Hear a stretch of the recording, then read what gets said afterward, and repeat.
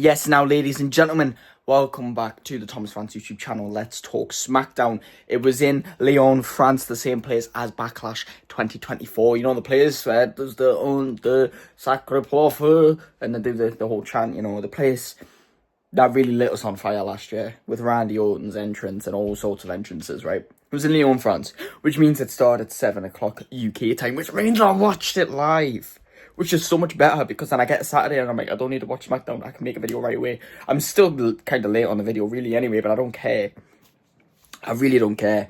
Let's talk about it. I mean, Damian Priest, Aleister Black, more promo packages. Again, WWE like putting off their feuds and delivering these promo packages. And I don't mind it, because it's some entertaining build. And sometimes hearing what people have to say without a promo where they're just trying to do crowd work, it's actually quite nice, because often they prove a good point or they tell a good story. Aleister Black's won with words, and Damian Priest is only getting better at doing promos. Damian Priest really plays his character very well. I mean, I feel like Damian Priest's character is just being himself anyway. So, yeah, that was actually pretty cool to witness. Kiana James finally got back in the ring the first time since her injury, which, bearing in mind, she got moved up to the main roster. I, back then, was not watching NXT, so I seen nothing of Kiana James in the ring until she moved up to the main roster. She moved up to the main roster in, like, 2023, I want to say, or maybe 2024. Got moved to SmackDown, had a match against Natalya. I think she won, and then she got injured, and we never seen her again. So this was basically my first time really seeing her in the ring and seeing what she could do, because I can't even remember that match with Natalya, really. Yeah, and Michin rolled her up in 3 seconds and got a win in 3 seconds, and this was, by the way, to earn a shot at the Women's United States Championship. So we're gonna get Michin versus Julia, which I'm glad, because let's be honest, Julia's done now with that title, and it's a disgrace, because WWE, what are we doing? I've said this multiple times. On Monday Night Raw, we have no tag team division. We literally have no tag team division. We have no Intercontinental Championship division. But our Women's Intercontinental Championship division is on fire. The Women's division on Raw is on fire. The main event and men's division in the sort of main, not the mid-card, but the main event. Even in the mid-card, it's fine, just not in the Intercontinental title picture, is on fire.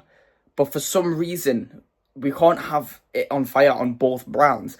Like, for example, the Women's Intercontinental Championship, great division, great stories. What's happening with the Women's United States Championship? Nothing. Men's United States Championship, active division, stacked division. What happened with the Intercontinental Championship? Non-existent division. It's just AJ chasing a match with Dominic Mysterio, which we've not seen for weeks, by the way. WWE Tag Team title division on SmackDown, on fire.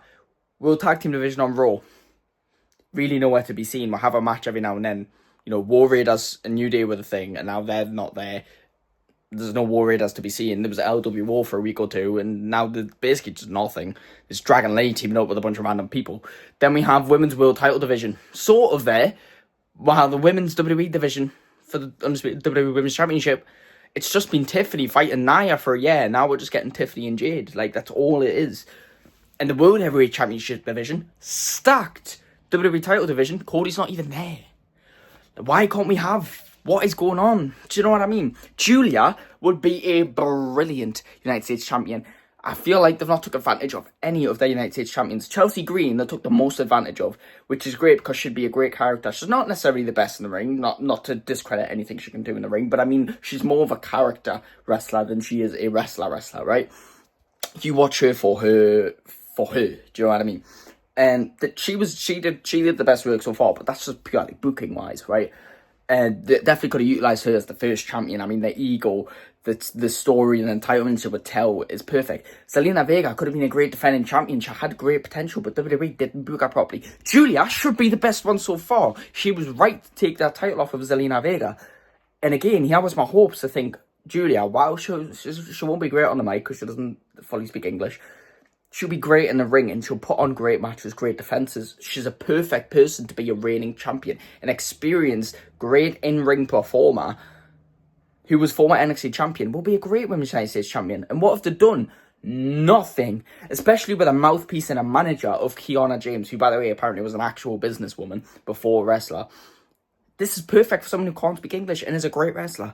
And what are they doing? Nothing. Finally, they're doing something. So to have Michin versus Julia, first of all, I believe in that match. That match will be great. And I just want it to happen. Make it happen next week, right? Because look at the men's United States title division. Sami Zayn just won the United States Championship. Now, I've got mixed opinions about this because realistically, when I was watching the match, I wanted Sami to win. I was rooting for Sami because it would be cool. It would be cool to see Sami win the title because they've been pushing Sami for years, but never give him the real push, put a title on him. And I mean, this isn't the real push. I mean, this is just the same as him having the Intercontinental Championship. But it's nice to see. And although I'm sad Solo's reign is over because Solo was a great United States champion, Solo was a great wrestler. He's massively underrated in every aspect. I'm happy because it's not a bad title change. You know, it's not like they've took the title off of Solo Sikoa and put it on Shinsuke Nakamura. Do you know what I mean? And again, I love Shinsuke Nakamura, but WWE haven't booked him properly. Whereas Solo, Sami, all booked properly. Do you know what I mean? So I'm not mad about it. And that was a great way to end the show. And I thought, wow, that was bad. I thought, obviously, them bringing Sami Zayn over SmackDown and whatever, I thought they just had nothing to do with Sami. But I'm starting to realise more and more that this is a bit more calculated. They did it in France. I know Sami Zayn's not from France, but he's a French-speaking Canadian. He resonates a bit more with them than anyone else on the roster, so it makes sense. And now I was sad that Jacob Fatu didn't take the title back off of Solo Squad, but maybe, like I was saying, faces versus faces work. Sami Zayn, Jacob Fatu, Sami Zayn, Jimmy Uso. We're still gonna reel in the bloodline stories in this United States Championship division, and it's going to be great. It's going to be great. If there's anyone you can count on to be a good champion, it's someone like Sami Zayn, where he's a great character and a great wrestler. It's the same for Becky Lynch, it's the same for Seth Rollins, it's the same for Cody Rhodes. Do you know what I mean? Even when Cody Rhodes' WWE title reign could have been booked even better, it was still decent because it's Cody Rhodes. Do you know what I mean? Whereas like someone like Julia, who hasn't, although she's got the in-ring skills, she maybe doesn't have that presence yet, or maybe that the prestige or the history or the respect of the fans. I don't know. She's not quite got the recognition that Sami and them lot have. So that's the problem with Julia's reign, is they need to build that more. Do you know what I mean? But anyways, enough of that. The women's tag team titles. Alexa Bliss and Charlotte Flair were meant to defend against the Secret Service this week until the Secret Service attacked them on the ring walk and went after Charlotte Flair's bad knee, and it just became a one-on-one match between Alexa Bliss and Alba Fire, through which Alexa Bliss won with a roll-up, by the way. Okay. And then they started attacking her, and Charlotte Flair came down to fight. They attacked her as well. So I don't know when they're planning on doing this tag team match, but let's make it happen. Let's not push it back. Let's keep this women's division on fire, because let's be honest, it was in the dumps for a very long time. I think probably those titles were hot for, well, when they first came around and Becky and Bayley and Sasha won the Elimination Chamber. As soon as the Iconics won them, that's when the downfall started going. Not the Iconics' fault, just the Brooklyn fault. And then the only other time they were hot, in my memory, was when Bayley and Sasha won them again in lockdown and they were carrying things. That's the only other time that division was hot. Maybe when Alexa and Nikki were champions, maybe when Bianca and Jade, but even that died quickly. Do you know what I mean? This it's been exciting recently. So let's get that match running. I want to see it. Speaking of running matches, Street Profits, Melodome, Miz, the winners of this match were to become number one contenders. And before this match happened, Bo Dallas, not Uncle Howdy, Bo Dallas took the mask off and he went backstage and he had words. He tried to plant words into the head of the Street Profits and into the head of Miz and Carmelo Hayes. Now, I don't want to focus in on anything he said to Carmelo Hayes and the Miz, mainly because I can't remember, because I don't think he said anything significant, really, because any doubts, because you know how these Wyatt people work, they try to implement doubts and try to get people to battle their own mental. It's a bit obvious what Carmelo Hayes and the Miz's weaknesses are, and in fact, what Carmelo Hayes and the Miz were working over backstage before the match was working in unison and just getting the win. Whereas the Street Profits, they were perfectly ready. They were perfectly confident. And Bo Dallas planted in their head that, nah, these aren't really friends. And honestly, this is great news, because I just seen a video the other day and I completely agree, right? That the Street Profits are wasted, because WWE should be pushing Montez Ford as a single superstar. I believe Angelo Dawkins has potential as well, but Montez Ford indeed does have some potential. And while I don't think that he's wasting a tag team because they're a great tag team. I am a bit bored of it, though. I am a bit bored. Changing the theme, trying to put managers with them, and then taking the managers away, and then giving them a manager again. I'm not really a fan of it, so I'd love to see them go solo.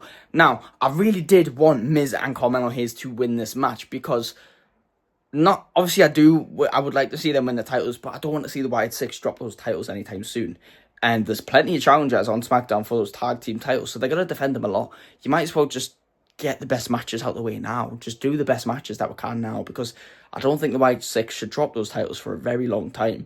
So even if Street Profits were challenged down the line, I didn't want it to be next. We've just come off the back of Street Profits losing those titles and then failing to regain them. I don't want Street Profits facing them again. But unfortunately, the Wyatts got involved in the match, creeped out Miz and Carmelo Hayes, and the Street Profits took advantage and got the win. I don't think this is necessarily a bad thing, though. I don't know if Miz and Carmelo Hayes will ever get a shot at those titles now, because maybe, just maybe, Carmelo and Miz might go solo, and that might be a storyline to propel Carmelo Hayes to new heights, which again I wouldn't complain about. You know, a United States title run between Carmelo Hayes and Sami Zayn would be fire. But I feel like Street Profits taking this title match with the Wyatt Six is something interesting, because maybe what Bo Dallas says has some substance to it. Maybe it's a bit of a clue as to what WWE are planning for the Street Profits. Maybe after failing to regain the titles off of Wyatt Six again, Montez Ford and Andrew Duncan start getting doubts about each other, and we'll go solo, and that would be interesting. But that's just ideas for down the line. As for Tiffany and her title, again, nothing much. It's just a bit of backstage promo where Jade's like, I'm going to take that title, and Tiffany's like, oh, you're not. And that's literally all we got. It was just a backstage conversation of them being competitive. Like, just do the match. It's not even scheduled for Clash in Paris. What are we doing? Do the match. And also, Street Profits and Wyatt Six is happening at Clash in Paris now as well. Which, again, I won't complain. Just do the match. Do the match. You know what I mean? And finally, before I talk about John Cena and Logan Paul, because John Cena is the GOAT once again, Drew McIntyre came out after being RKO'd last week and asked about Cody Rhodes, checked under the ring to see if Randy Orton was going to come attack him. And as he was cutting his promo, he actually welcomed Randy to the ring. Randy came and he told Randy, look, I know what you think you're doing is right, but Cody ain't your friend. Yeah. And he said the same thing he said before the King of the Ring match, is that while you think Cody Rhodes was checking on you when you were out for 2 years with back injury, really, he was just collecting data so he could use it against you. Because in the King of the Ring, when you hesitated to put him because he was your friend, he had no hesitation to go after your back and attack it and use it to win, because he knew, because he had that data that he collected, and that was good. He's trying to plant doubt in the mind of Randy Orton. And Drew said, look, if you did it for Cody, that's where the problem is. You know, because if you did it because you were mad that you lost at SummerSlam, fair enough. If you did it because you don't like me, fair enough. And Randy just said, look, I didn't do it for Cody, I did it because I didn't like you. I can't even remember where they went from there, but then, oh yeah, I know where they went from there. They just started fighting. Drew McIntyre hit him with a Glasgow kiss, and then Randy Orton countered the Claymore, hit him with a draping DDT, and before he could hit him with an RKO, all the security came out, Randy RKO'd all the security, you know, the same stuff that happens all the time. And then before he was going to hit a punt kick on Drew McIntyre got out there unscathed. And honestly, when Randy Orton attacked Drew McIntyre last week, I thought this would be made for Clash in Paris, because we all thought Drew McIntyre, Cody Rhodes would be made for Clash in Paris, given the fact that Drew McIntyre has been synonymous with, you know, the Clash at the Castle and all that, because first Clash at the Castle in Wales, he fought Roman for the title, was unsuccessful. At the last Clash at the Castle in Glasgow, he was fighting Damien for the world title, and then CM Punk ruined it. And I thought maybe this time he might try and take on Cody Rhodes and be unsuccessful again. But apparently not even that. And not even Randy Orton. Makes no sense. Couldn't tell you why. But again, after last week, when John Cena grilled Logan Paul and said the absolute burning truth that we've all been struggling to put into words, or at least I have been struggling to put into words, for the reasons why we dislike Logan Paul as a wrestler, the reasons, you know, that we don't give him as much respect as we do other wrestlers, and we don't think he should be in the position that he is in. John Cena put that burning truth there, and Logan Paul came out and he spit some facts that he was, you know, he was put here to grow the business. And to be honest, with this promo, I gained a bit more respect for Logan Paul because he delivered a great promo. I'm going to give him his flowers on his promo. Again, I'm not going to try and repeat things in case I say them wrong. I'm not going to try and say what he said in the promo, because I would hate if I explained it wrong. Do you know what I mean? But again, Logan Paul delivered a great promo with decent points. He said he was the reason he went to Netflix and the reason he went to ESPN. Unfortunately, you can believe that if he wants, but genuinely, I don't think that's the reason why. Logan Paul obviously would have brought new fans to WWE, but that's only a small percentage of the reason why WWE is going way more global and going way more popular than it is right now. And that's honest to God, it is just, I think the biggest cause is Roman Reigns' title reign. I'll be honest, because that is the reason people start getting excited, because there was a great storyline. Like, long-term storytelling was back in wrestling, and I don't know if it was Vince's last good idea. I don't know if it was what Vince was cooking over all these years. I don't know if it was just by chance. I don't know if it was Triple H's influence, but that long-term storytelling got some of the WWE diehards who've been fans this whole time, not liked, been through the trenches of the last 10 years, not been as fond of it, but still stuck there because we love it. And then we've witnessed that storyline and we've thought, this is actually good, we like this. And then more fans have returned. And then as soon as Triple H came into power, everything just started clicking. All the long-term storytelling was happening. All the people we wanted to see, all the matches we wanted to see, they were happening. Things were way more exciting in wrestling. And then we got more and more fans, right? Older fans that were returning, New fans who are literally like, who think Jey Uso was the greatest thing of all time because they don't know anything of the past 5 years. Logan Paul brought his own little audience in. But again, I don't think Logan Paul has a core diehard audience. Personally, I couldn't say that. Do you know what I mean? It's not for me to judge. It's not the information I have. But I don't feel like Logan Paul is the leading cause. No, close to the leading cause. He's small part of the reason. Not to belittle him, but small part of the reason. But there's many reasons. Do you know what I mean? And Logan Paul is one of them. I'll be honest, he's one of them. But he's not. He's not responsible for it. But again, John Cena came out and again grilled him. Not so much grilled, but like drilled some sense into him. And Logan Paul, again, this is where I will repeat what he said in the promo. Logan Paul said he's not an outsider, he's a disruptor. And he came in this business and didn't take advantage of it, but he did what he wanted to help grow the business. That's why he was there. And then John Cena came out and said, look, you're coming here saying you're a disruptor, but you're not. You're a pretender. You call John Cena a professional pretender, but John Cena was the original disruptor. He's got a point. I mean, I don't know about the original. There's probably wrestlers before him, like Stone Cold Steve Austin. But John Cena said, look, there's many disruptors before you. I was told to not come on TV wearing a cap and jorts, and look what I did. I was told to not come on TV rapping, and I rapped my way to WrestleMania. I changed the industry. I made it more PG. And John Cena, genuinely, these things are genuine. When John Cena said that, it clicked. I was like, oh my God, he's got a point. John Cena was literally brought something different to WWE. He disrupted it and he made it bigger, like larger than life. Like as if it wasn't big enough in the Attitude Era. It started declining in the Ruthless Aggression Era, and John Cena just... It was crazy what John Cena did for the business. And that's what Logan Paul's trying to do. And what WWE are trying to do with Logan Paul is bring a new audience. And while it wasn't unsuccessful, I wouldn't say it was as successful as John Cena's disruption, but he's got a point again. And John Cena said, look, and sometimes you've got to take accountability for things. You're just stupid, right? He called him stupid, said you got to take accountability for things. And he went up to that same fan that he dissed in Belgium to apologise to him. And this is what's wrong with this generation. I know this kid's young. I don't know how young, but I know he's young. He doesn't understand the world, which is fair. This is why, don't give the kid any slack because it's just a kid. But notice how John Cena is literally talking to him. John Cena has put this kid on TV twice. John Cena has put this kid in a major storyline. That kid is living his best life. He's a part of a John Cena storyline. And what's he doing while John Cena's talking to him? He's not even looking at him. He's looking at his phone, trying to get a photo and a video of the moment to capture the moment. What are you doing? Live in the moment. You can't... What's the point in capturing if you don't live in it? That's what's wrong with this generation. But, again, he's a kid.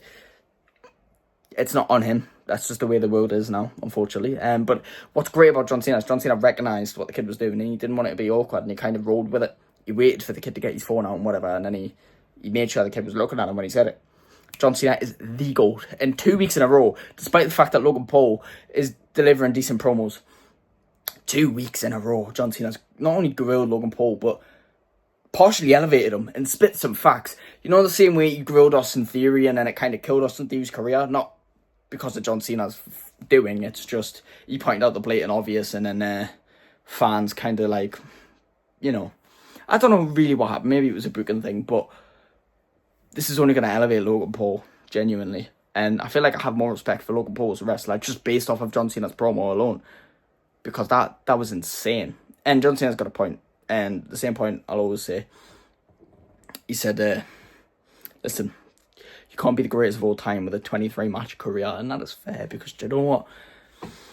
Logan Paul was saying a lot about John Cena using WWE. He said, look, John Cena says I use WWE, but he uses you to be in his Hollywood movies. Nah. See, John Cena came into WWE, made it bigger, gave his all to WWE for 23 years. Oh, well, 27 years, about 15 years before he started exploring different avenues when his body started to slow down, because he did not want to give the fans less than what he used to. He didn't want to lower the fans' expectations of him. So what he did was he stepped away. He left the place better than he found it, and he explored other avenues and gave other people the spotlight. John Cena, people always said Cena was Super Cena because he won so many titles. No, he won so many titles because he did so much for the business. That was the business paying him back for what he's doing for the business. The amount of people he put over and lost. I swear, as a kid, I remember John Cena losing more than he won. And he was the one I wanted to win the most. And he was always losing to people who I thought shouldn't have been as good as him, because he was always putting people over, despite as much as we're calling him Super Cena. Whereas Logan Paul is getting given the win over major superstars at WrestleMania for a viral moment. What are we doing? Do you know what I mean? And it's fair. It's the business. Tell a story. I don't have a problem Logan Paul being in WWE, but you can't go around calling him the greatest of all time with a 23-match career within 3 years. 23 matches in 3 years. John Cena would, back in the day, would do that in 6-month period. Not even that. He'd do that in a month. Sometimes. Do you know what I mean? It's crazy. But anyway, decent episode of Smackdown. Don't think there's anything else I'm missing. I don't believe so. No. Thank you all so much for watching. I know this was a long one. I know this is a rant. If I was saying some things you disagree with, I don't care. If I was rambling, I don't care. Like and subscribe, and I'll see you in the next one. Goodbye.